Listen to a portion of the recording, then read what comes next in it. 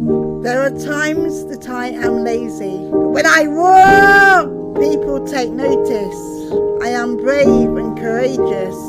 I protect my friends as much as I can. I'm like a lion, that's who I am. I remember giving thanks to the historical NHS for lasting 75 years. They came to my aid when I was a youngster growing up, mainly in Leicester. I had visitations in Carlton Hayes, Leicester's main hospitals, Bristol and Nottingham. Inclusive, I had ECT and a disease called ocular crisis, which where my eyes would go back into my head and make it difficult for me to see and give me muscular tensions. Basically, I had panic attacks where I thought I was literally going to die. So I thank the NHS with all my being, and many, many thanks to the whole NHS system. You knew something was coming. I wasn't well and was begging everyone for help, but I didn't know what help I needed. You didn't either, but you stayed by my side during this storm. We've known each other since we were 14 years old. 14 years old. This isn't Heidi right now. Not the Heidi I know. You could have chosen to run away very fast. Instead, you kept me safe.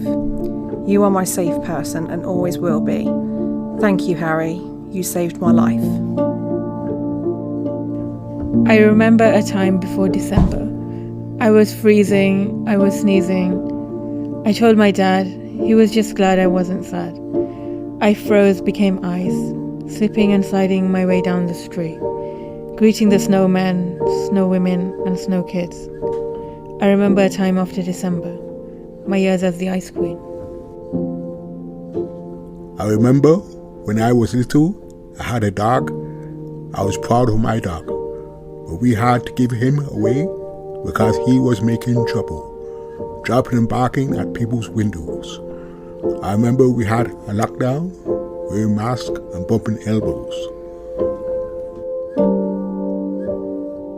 I remember when I couldn't walk. I went to India to have an operation and came back walking after 17 years. My mother fainted at the airport. I remember joining this poetry group. I remember feeling happy. I remember going to the nightclub on the dance floor and dancing to my favourite music. I feel accepted, and at the end of the night, grab a kebab and chips. Survivors, because we're all in a sense survivors. My sister's life was derailed by my oldest sister dying, sent her spinning and flying to the dark side of the moon. My friend Rob, who made my website, super intelligent, well-rounded, knowledgeable, well beyond technology, yet super addicted to drugs. Shouldn't have been the shock that it was to find that he took his life. 100 other in-between extremes of those who struggled but survived to the other side of the darkness. Those of us still here, I surmise, are the vulnerable invulnerable. I remember the pain of giving birth, a new beginning, a brand new start. Not the scream of abstract art, but the joy of pain that melts the heart. I remember bearing fruit, sweeter than honey, to a girl now grown, ripened by sunshine, watered by rain, healing the pain of yesterday. Showered by sunlight, now dancing in rain, she is my daughter, my best friend. I Remember When I Was Born by Dawn Seaman. I remember when I was born. I was feeling joyous and not at all forlorn. I had such fun every day, and I was delighted that I my words now could say. Then, with running and jumping around, I was delighted now I could make a sound. I remember when I could walk, and with improvements I now could talk. I remember when I went to school, where I worked hard, I was no fool. Then I remember when I went to university one day, where we also football and tennis could play. I remember my life has always been good, and I've done everything I know that I should. I have done so many fun things. Sometimes I feel I could fly, and I've got wings. My year of culture. I didn't get invited to this Poetry City of Culture lark. He was thinking more Emily Dickinson, not Jonathan Cooper Clarke. Sadly finds my stuff overtly ranting and several degrees too dark. I'm not highbrow enough is what he'll stealthily imply. Good luck in the future, the exit's that way by. And it's true I'm not going to write about the Andalusian plain when I'm stuck in Barwell Top Town on a bus in the pissing rain, trying to read out of focused graffiti on a peeling toilet door.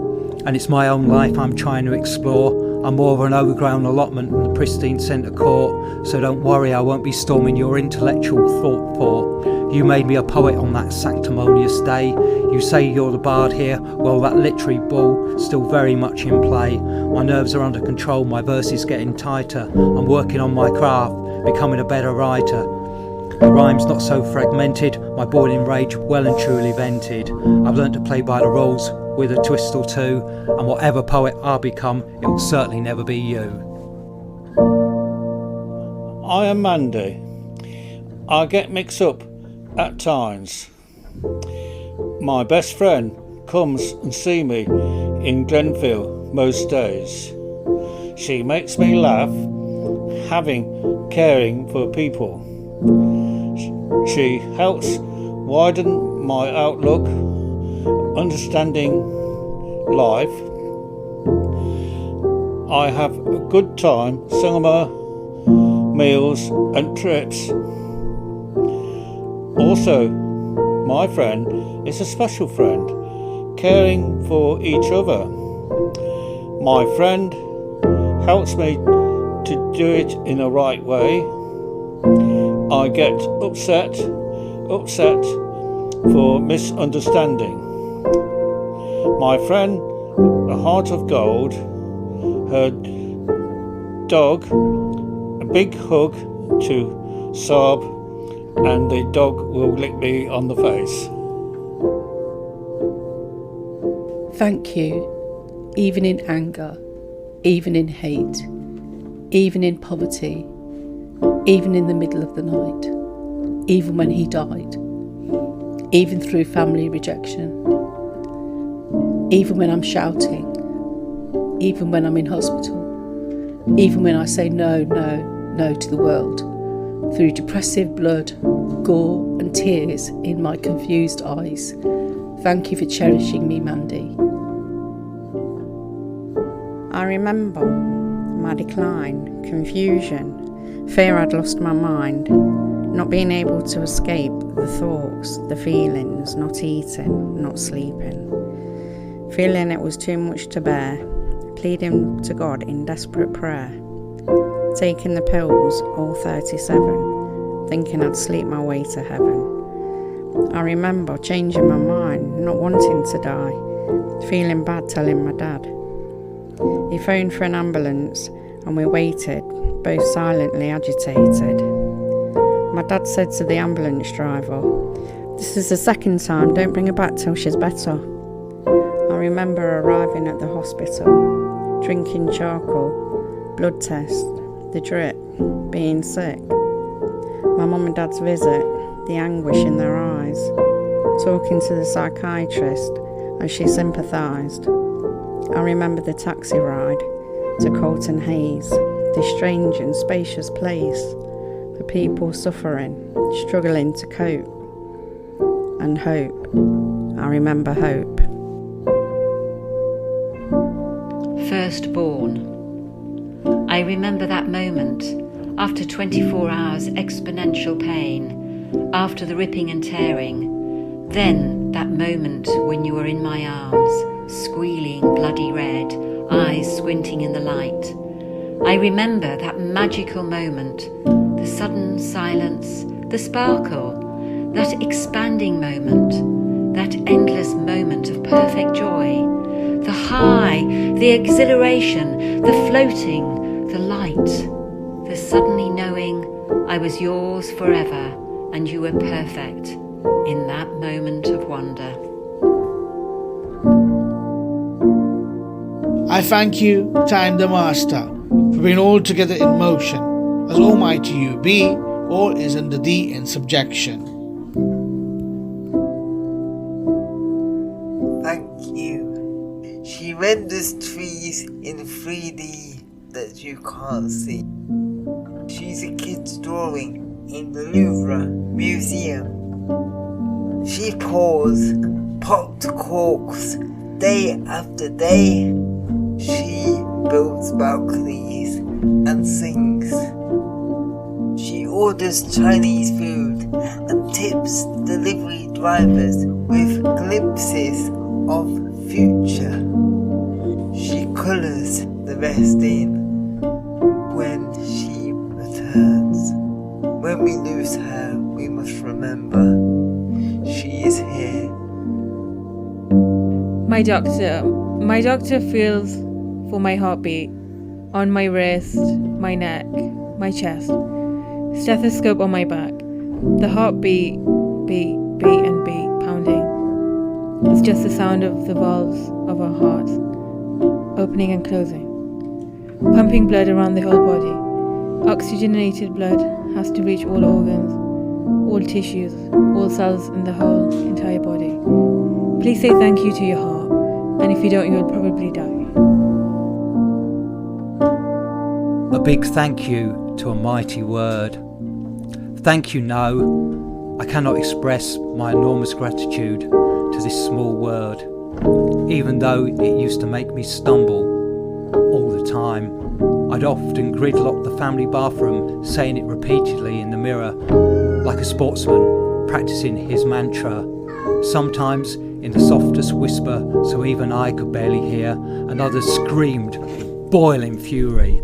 Then when the time came to speak my heart's intentions, it would be impossible to dredge up. I remained rooted inside me like something arriving from the world's deepest lift or Davy Jones's locker. If I managed with enormous effort to verbalise it, I'd sabotage what could have been an adamant declaration with convoluted excuses and excessive backtracking. Oh, but after I learned to let this minimal utterance breathe, what powerful magic rapidly revealed itself. Then came the grace and the discernment to let my statement land gently, with a large degree of charm and authority.